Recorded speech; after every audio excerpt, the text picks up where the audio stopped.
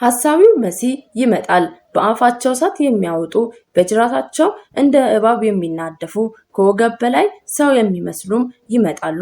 ንጉሥ እስክንድር የዘጋባቸውን ማዕተብ መልአኩ ያፈርሰዋል። እነዚህ አስፈሪ ፍጡራን ወደ ምድር ይመጣሉ። በመጨረሻም እርስ በርስ ይጠፋፋሉ።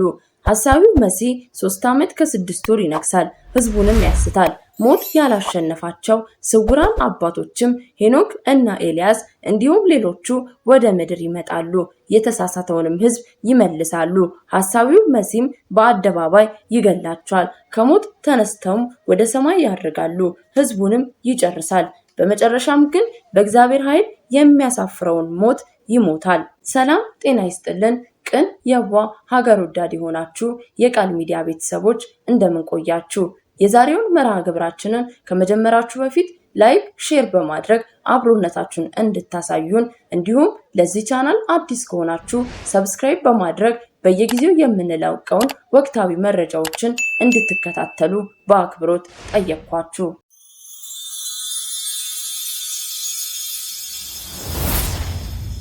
አባማ ኢየሱስ እንዲህ ብለው ነበረ። የኢትዮጵያ ትንሣኤዋን እንጂ ጥፋቷን እንዳያሳየን የቤተክርስቲያናችንን እና የወገናችንን እንግልትና መከራ በአይናችን እንዳያሳየን በጽናት እንጸልይ ያሉት ታዲያ ይህን ሁሉ ነገር የተናገሩት ምን ታይቷቸው ነው ቢሉ እንዲህ ነበር የመለሱት። የጭንቁ ጊዜ ካለፈ በኋላ የሚሾሙ ፓትርያርክ ተአምር የማድረግ ጸጋ የተሰጣቸው ህዝቡን ከአምላኩ የሚያስታርቁ ሀገርን በጸሎት የሚጠብቁ ተአምር የሚያደርጉ ትልቅ አባት ናቸው። 2056 ገደማ ሐሳዊው መሲህ ይመጣል። በአፋቸው እሳት የሚያወጡ በጅራታቸው እንደ እባብ የሚናደፉ ከወገባቸው በላይ ሰው የሚመስሉ አሉ።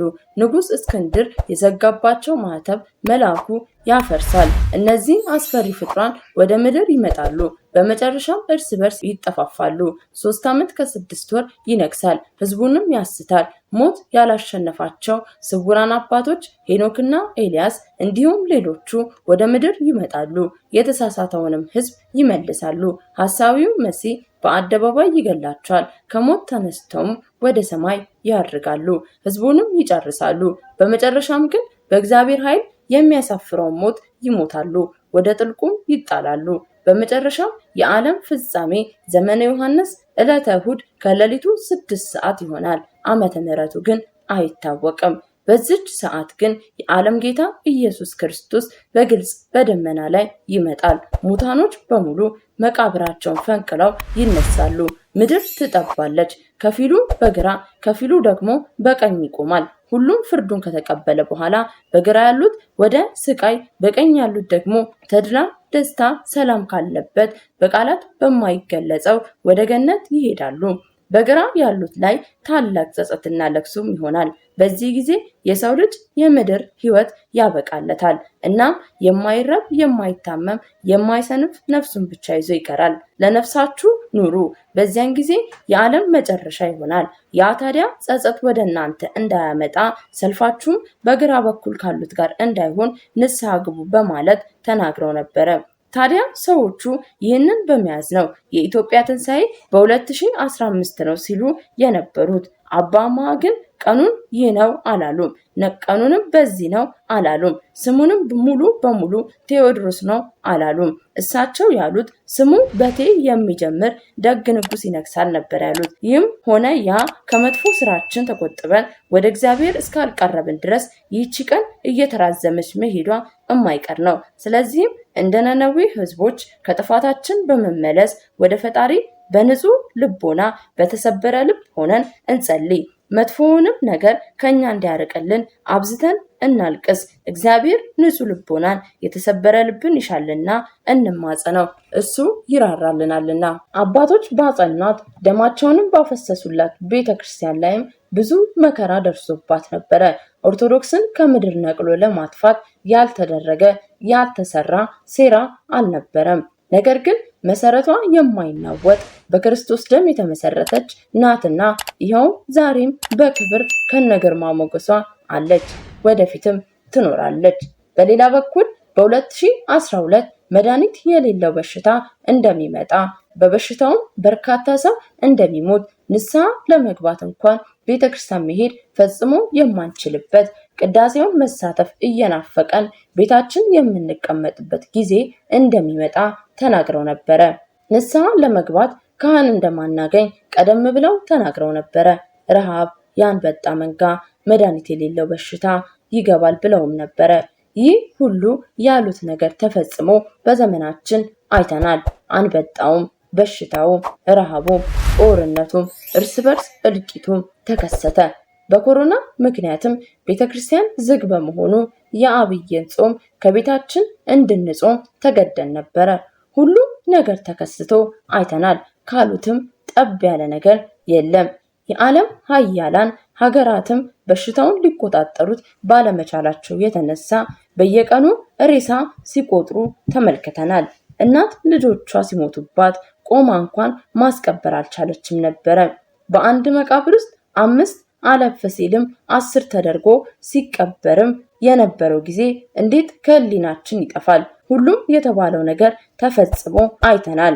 ሌላው ቀርቶ የነዚህ ሀያላን ሀገራት መሪዎች ሳይቀሩ በሽታው ሲከሰት መድኃኒቱን ሰርተው ዓለምን ያድናሉ የሚባሉት ሳይንቲስቶችንም ጨምሮ ከዚህ በሽታ ማምለጥ አልቻሉም ነበረ። የእግዚአብሔር ስም የተመሰገነ ይሁንና እንዲያ የዓለም ሕዝብ ሲረግፍ በኢትዮጵያ ግን የእነርሱን ያህል የከፋ ነገር አልተከሰተም ነበረ። እነርሱ በቤታቸው ተሸክፈው ያላመለጡትን በሽታ እኛ ግን በመስቀሉ በጥምቀቱ እየተሰባሰብን አንዳችን ሳንጎድል በበረሃ መንኩሰው በየዱሩ ውስጥ ባሉ ንጹሃን ቅዱሳን አባቶች ጸሎትና ልመና በቅድስተ ቅዱሳን ድንግል ማርያም አማላጅነት በመላእክት ጠባቂነት በእግዚአብሔር ቸርነት የሚያልፉ የማይመስሉ ጊዜያቶችን ሁሉ አልፈን አይተናል። ያንን ሁሉ ሰቆቃም ጨምሮ አልፈን ይኸው ዛሬ 2017 ደርሰናል። ድርቁንም ረሃቡንም ያንን አሰቃቂ ጦርነትም ቢሆን በአይናችን ተመልክተን አልፈን ለዛሬ ደርሰናል። ይህ ሁሉ የሆነው በእግዚአብሔር እርዳታ በእመቤታችን በቅድስት ድንግል ማርያም አማላጅነት በቅዱሳን አባቶች በቅዱሳን መላእክት ጥበቃ ለዛሬ ደርሰናል። እግዚአብሔር ተመለከተ፣ ለፍርድም ቆመ። የኢትዮጵያ ድንኳኖች ሲጨነቁ አየው፣ ምድሯም ሀገሪቱም ተንቀጠቀጡ፣ አሕዛብ ተናወጡ ተብሎ በቅዱሱ መጽሐፍ እንደተቀመጠው ያንን አሰቃቂ ጊዜ ለማሰብ የሚከብደውን ጊዜ ሁሉ በእርሱ በእግዚአብሔር አልፈነዋል። ከዚህስ በኋላ ምን እንሆን ይሆን? ያ ሁሉ ስቃይ አስተምሮናል ወይስ መልሱን ለእናንተ ተውኩት? ብዙ ትንቢቶች ተነግረዋል። ከፊሉ ተፈጽሞ አይተናል፣ ከፊሉ ደግሞ መሆኑ የማይቀር ነው። ነብዩ ኤርሚያስ እነሆ ዘመን ይመጣል ያለው ይሆናል። እና ቤተክርስቲያን ከመነሻ እስከ ፍጻሜ የደረሰውን ጥፋት ሁሉ በስንክሳር መዝግባ ታሰፍረዋለች። በሕዝቡም በአሕዛቡም የተመሰገነ እንደ ደጉ ሳምራዊ አዛኝ ይቅር ባይ አለቃ ይነግሳል። ቅን ጻድቅ እና ነገር ታጋሽ ነው። እሸቱም ይተርፋል። ፍቅር የልጅ ልጆቹ መግባቢያ ቋንቋ ይሆናል። የኔ ቀርቶ የኛ ይመጣል። ወሰን የለሽ ሰላም በሀገሪቱ ይሰፍናል። ሀገሪቱ ትበረታለች።